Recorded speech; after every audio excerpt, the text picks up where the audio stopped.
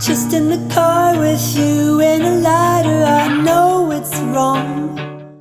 Quand on utilise peu de couleurs dans un dessin, chaque couleur doit avoir un sens. J'ai pas voulu appuyer sur le nationalisme. Après, partant de ça, je disais bon, je vais utiliser les couleurs du drapeau français, mais je vais donner un sens à chaque couleur. Donc pour moi, le bleu c'est la nuit, le blanc c'est la lumière, le rouge c'est la menace.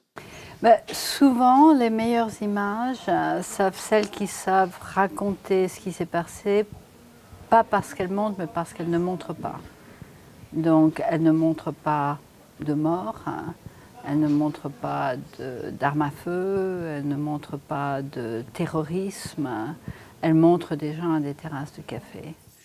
On continuera à en faire en attendant la leur. Résultat, aujourd'hui, je suis en terrasse à Paris ou Ankara. J'écoute du rock à Bruxelles ou à Ouaga. Je suis Charlie à Madrid ou N'Djamena. Et d'ailleurs, depuis hier, je suis à l'aéroport. Bref, je suis devenue trop de choses à la fois. Alors si je devais choisir une identité... C'était à la fois l'idée d'un Paris perdu et un Paris à retrouver. Moi, pendant que je faisais ce dessin, j'essayais de m'extraire du cauchemar, quoi. J'avais d'autres images proposées par d'autres artistes qui étaient plus sombres, plus funèbres. Et j'étais reconnaissante à Berberian justement de trouver une image qui collait avec les rapports que je recevais de ma fille, de mes amis, des gens qui étaient sur place. Ce n'était pas forcément ce à quoi les médias s'attendaient, mais c'était la réalité du moment. On parle quand même de plusieurs centaines de personnes, François, ce soir au Bataclan.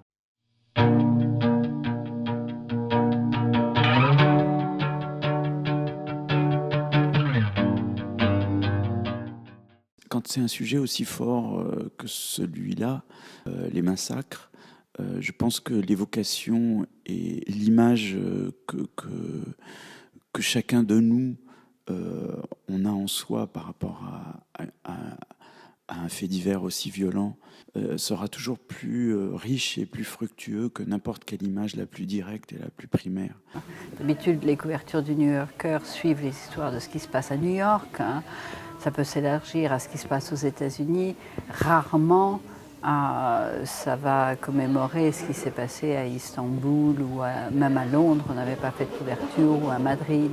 Pour moi, c'était le meilleur moyen que j'avais de participer à toute soit cette rumination, soit cette réflexion qui suivait ces massacres.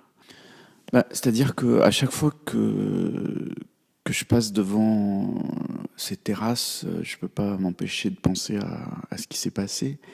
Et je crois que ce sont des cicatrices qui seront là pour toujours. On apprend à vivre avec. Un dessin, ce dessin-là, il est inscrit dans le temps. Je l'ai fait à ce moment-là. J'aimerais ne pas avoir à en refaire un de cette, avec en tout cas ce sujet de départ.